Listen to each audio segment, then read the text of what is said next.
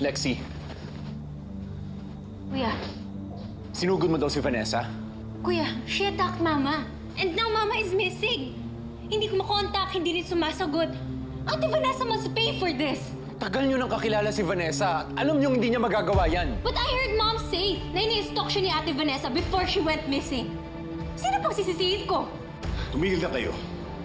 Tumawag na ako kay General. Pina-verify ko yung claims ni Vanessa. And if she's telling the truth, walang problema. And if she's not, edi humanda siya. Walang reason si Vanessa para magsinungaling, Lexi. Oh, let's see about that, Kuya. Sana bumalik na siya. Sinong gusto niyong bumalik?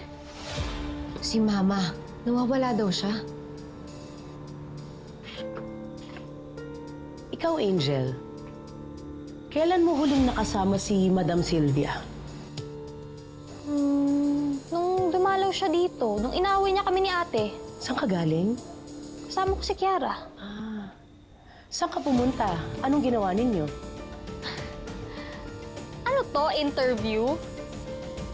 Sinisigurado ko lang na wala kang kinalaman sa pagkawala ni Madam Sylvia.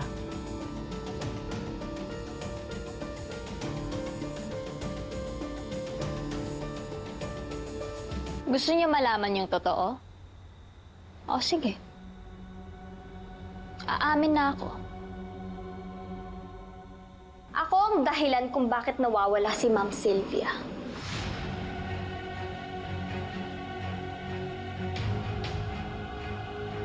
Ako ang kumuha sa biyanan mo, ate.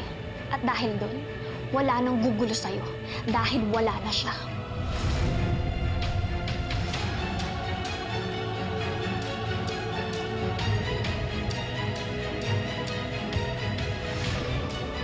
Joke lang! It's a prank!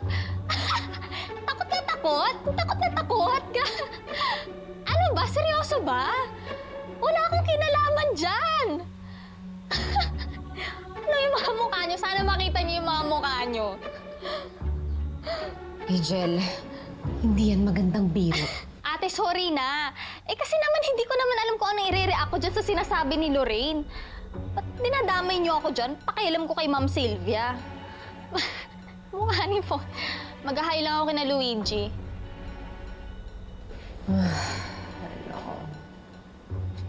Luigi!